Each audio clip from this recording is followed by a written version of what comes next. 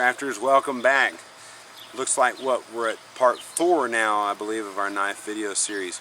Just got done reviewing the Bear Grylls knife. Not a bad little knife, but this is something new that had just come out. And actually it was funny, when I was on Facebook the other day, it was actually said, oh wow, this is funny, this has already hit the stores and they hadn't even done an official release on it. So it would be the Les Stroud Mountain Man Ultimate Survival Knife. I spotted that at Academy and said, wow, I really am a fan of Les Stroud, just as much as I am of Bear Grylls. So let's see what kind of line he's got out. This is the only one they had with his name on it, and I found out later that Les actually has some other ones available as well. But let's look at this thing a little closer here. You can see the sheath here. This is the ultimate sheath is what he calls it. This is pretty cool, actually. This takes it a little step further than the Bear Grylls knife. I mean, right on the front you have a signaling mirror. Behind that mirror it pops open and you got a nice little container to maybe put some sort of tinder or maybe in a little small fishing kit or something like that. And behind that mirror you have this little area with some cordage wrapped around it. He called it paracord, but upon further inspection of it, that's not paracord, but it is a good braided cord, and it does have a nice inner core that you can break this stuff down and use it just like any other kind of cordage, just similar to that lightweight cordage I was showing you in the cordage video. On here as well, right there, pop that off, nice little flashlight. So that way you have some light at nighttime. The only problem is it takes those little bitty tiny button batteries, and that was a little cumbersome trying to get that inside there to put that up. So if I had spare batteries on me out there in the wilderness and I was trying to fumble with that after a long day of just trying to stay alive, that might suck a bit. But incorporated in the handle of that is also a signaling whistle. It's not really loud, but may have to do a little bit of work on that, see if we can't get that a little bit louder. But that's what we have in there. On the other side of this sheath, right there, and unfortunately with the way this knife is built, I have to pull the knife out to get it. But another little fire steel. So that's pretty cool. Les has kind of thought this one through a little bit, and looks like he waited to see what the popularity of the Bear Grylls stuff was. I probably would have done the same. So what else was there? Yeah, look at that. They even got a knife sharpener. You just run your blade right inside that thing and it sharpens it. You can see right here there's two little ceramic pieces. So now let's look at the knife. The knife, yet again, like the Bear Grylls, is an encapsulated handle. There was really no information on Camillus' website, which is, who made this, by the way, is Camillus, of what the tang was on this, if it was 3/4 or if it was a full tang knife. I don't know. The only thing I do know is that on this pommel on the end here, it was a knurled steel, which is, I believe, is something similar to cast iron. But that looks good and stout, and it even has a lanyard hole right through the middle of it, so you could stick a lanyard on there for safety if you wanted to. Looking at the blade, the packaging even said that the blade had a non-stick coating over it, so when you're working with green wood or even hacking up an animal or something like that, you won't get a bunch of junk stuck on it. And have a look at the serration on that. Wow, that will really cut something there. So, not a bad job, it looks like, Les. Nice thick blade, got a good weight to it. So, what do you think we go out here and run this one through the ringer now and see how it does?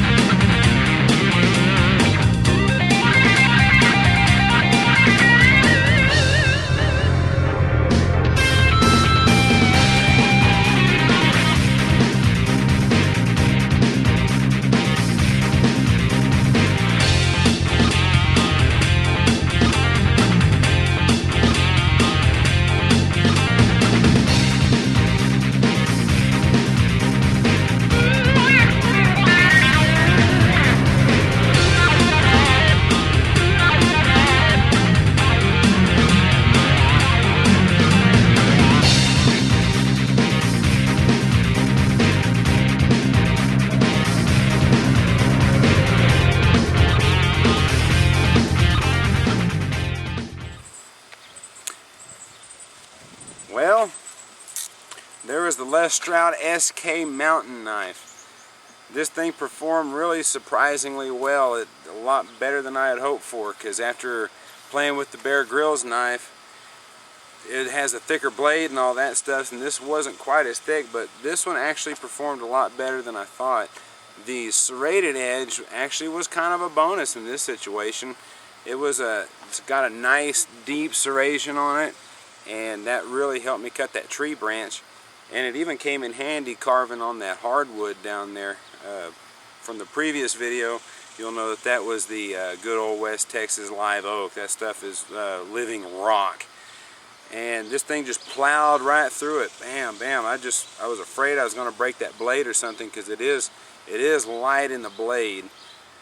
But man, it's got a nice heavy handle. It's got good chopping action, and surprisingly enough, Camillus has advertised that they have a carbonite, a titanium or something like that, coating this stuff to hold in a little bit harder blade for stainless, and that they claim that it will actually really hold a good edge. And after putting this thing through the ringer like that and digging in the ground and prying that rock out of the ground, I drove that point right into that rock in the ground, and it really didn't seem to do anything to it. The edge is still razor sharp. I could probably still shave with this. I could probably still dress out an animal. So excellent work on that.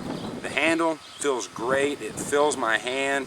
That's where the Bear Grylls one lacked a little bit, was the fact that it was just a little bit narrower. But that pommel, even that did a great job right there. I was able to drive that chunk of wood into the ground, and this ground is not necessarily really all that soft either, so that was pretty impressive. The only thing I've noticed now is, since I've worked that pommel, I feel a little bit of movement up in the handle. So if that thing starts to come out, I'm going to have to do some kind of repair to that, and that I don't like, for the simple fact that that was just a trial run that was fresh out of the package and already got some movement in here. So that's kind of disheartening. But the only other thing about that I really didn't seem to care for as far as performance is this part here. I'm going to have to go hit it with some sort of sharpener and get a good sharp edge in there, because that really didn't throw much of a spark.